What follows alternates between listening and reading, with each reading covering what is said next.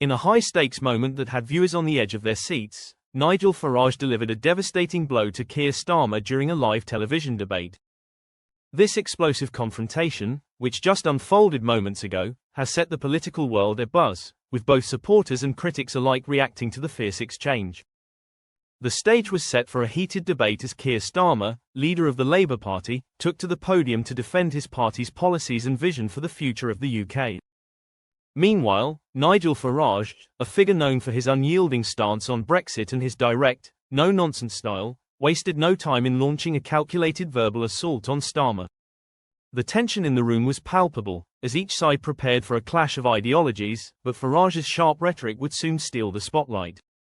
The moment that stunned the viewers came when Starmer, attempting to justify Labour's position on the economy and its approach to the ongoing national challenges, was met with a blistering counter from Farage. Starmer had been outlining his vision of a progressive, future-focused government, one that promised unity and stability. But Farage, with his trademark confidence, seized the opportunity to highlight what he saw as a failure of leadership. Farage began by questioning Starmer's credibility on the issue of Brexit. "You, Keir, were one of the biggest advocates for remaining in the European Union, a position that the majority of the British public rejected," Farage said, his voice cutting through the tension in the room. "You campaigned against the will of the people, and now, suddenly, you've changed your tune. But here's the problem, people don't forget. You cannot just sweep your previous mistakes under the carpet."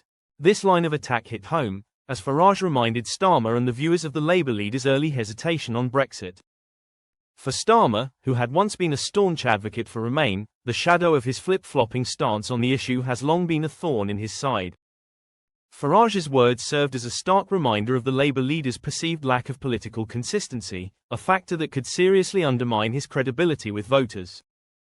But Farage didn't stop there. He went on to point out the gaping divisions within the Labour Party, a party still struggling to find its footing after the leadership of Jeremy Corbyn.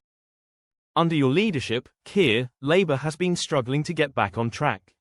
The party remains deeply divided, unable to present a united front," Farage continued. "How can the British public trust a party that can't even unite itself, let alone lead the nation?" This comment, aimed directly at Labour's internal turmoil, seemed to strike a chord. Starmer, who had worked hard to distance himself from Corbyn's legacy and unify the party, found himself once again defending his leadership and his ability to bring Labour together. However, Farage's words seemed to pierce through any defense, casting doubt on Starmer's ability to lead with authority and clarity. Farage's next point was a direct challenge to Starmer's economic policies. He accused Labour of lacking a coherent plan to address the country's financial challenges and of resorting to vague promises of spending and social welfare without offering concrete solutions. "You talk a good game, Keir, but where's the substance? Where's the real plan for the economy? People want change, not empty rhetoric," Farage argued, his tone scathing. Starmer, visibly flustered, attempted to defend his economic strategy, but Farage's criticisms were relentless. The former UKIP leader pointed out the stark differences between Labour's proposed policies and the practical realities facing the country. With inflation rising and the cost of living squeezing households, Farage positioned himself as the voice of reason, advocating for a return to fiscal responsibility and smaller government.